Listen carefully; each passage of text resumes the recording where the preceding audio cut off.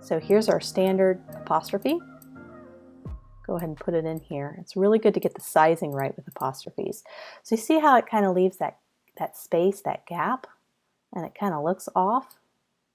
Maybe if I put it a little bit higher and tuck this in as tight as I can. Now that looks okay, but let's try one thing. Copy and paste, keep making our different versions or iterations. Let's zoom in. I have an idea. Instead of making it a simple apostrophe, what if we made it a water droplet? Because we are talking about plumbing, we're talking about water, so we're tying in another little theme here, trying to be creative. So let's grab our pen tool and make a little water drop. I'm just taking the pen tool, holding down, trying to create some curves. And we may need to get some ideas on Google of a good water drop shape, because doing it from memory, this isn't the prettiest water drop I've ever done.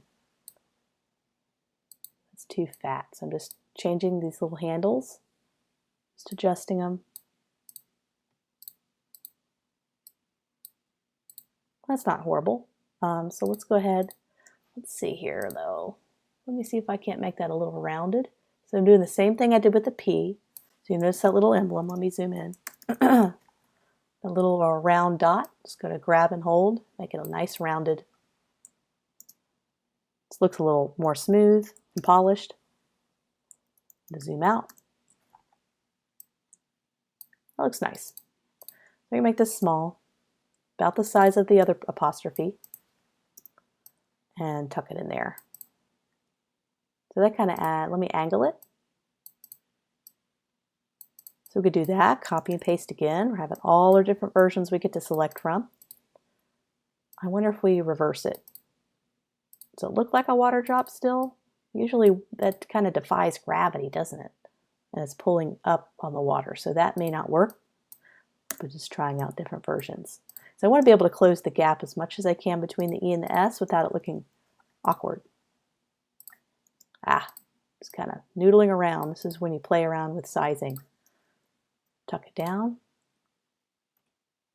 I think that looks okay. Let me do one more version. Copy and paste. You're probably getting dizzy. All these different versions.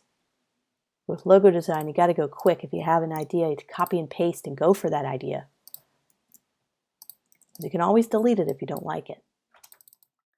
You probably notice I haven't started messing around with colors yet, and that's on purpose. I usually wait to do colors until I have my final concepts ready. And this helps to kind of simplify the concepting process, because I think adding color to the mix can kind of complicate our design process, and so we could do that a little bit later.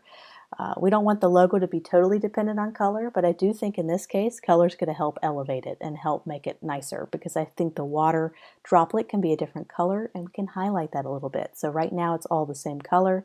It looks the same. I think color will end up helping it, but we're going to wait until we're kind of done with our concept. So let's go through.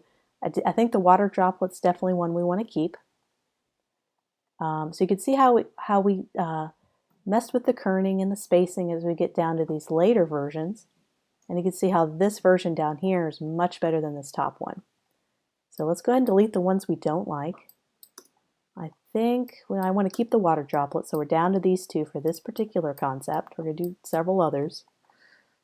So the difference between the two, I think this is lower and that's higher. Let me just pick the one that's the droplet's a little lower. So this is it. This is one concept. So let's try some others. So for our second concept, we have our first one kind of tucked up here. I want to isolate the P and really highlight it even more. So I'm going to separate the P from Pikes, and let's see if I can't copy and paste this.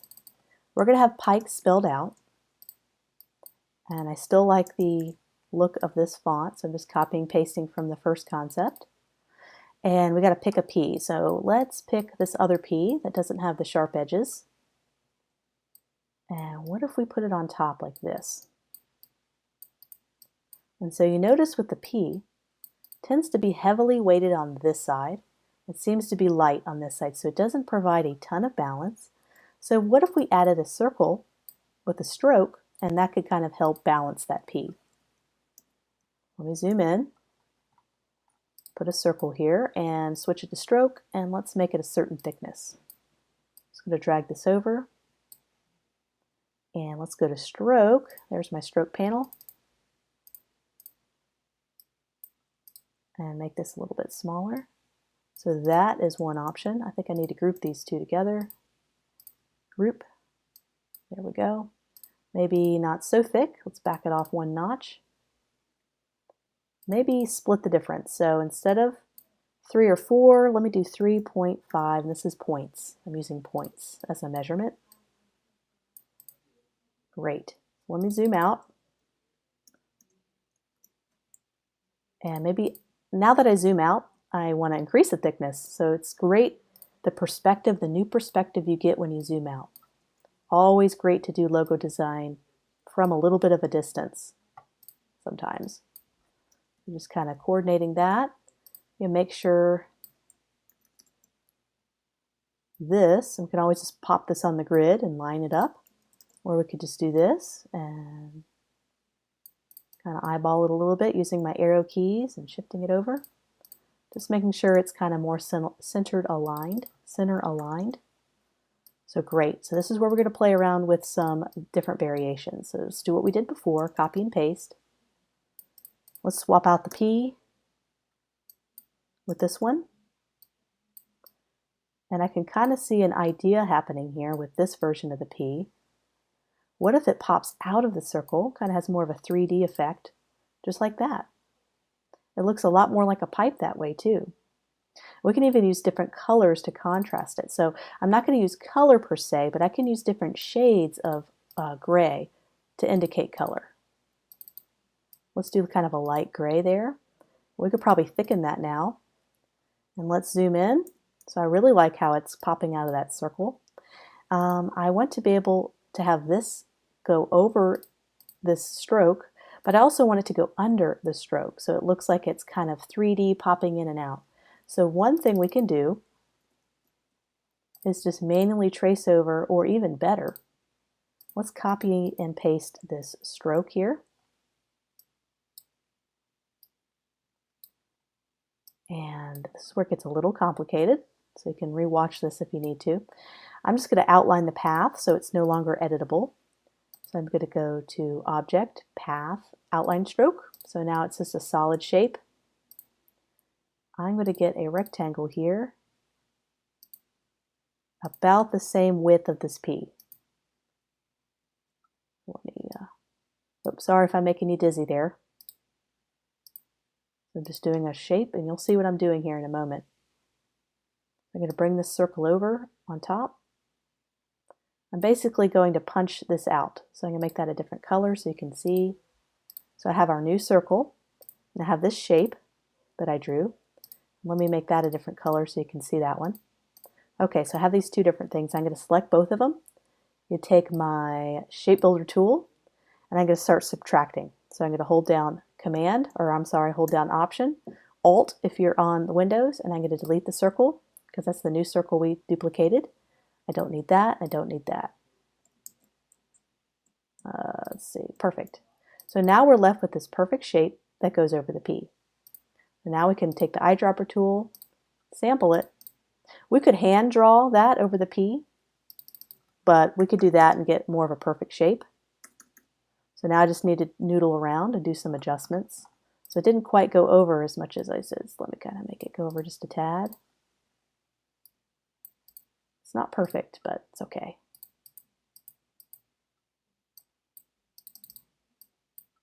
There seems to be a little green object underneath, so let me just select next object below, delete that. Just tweaking it. This is really small stuff, but it's important because you want everything to look awesome.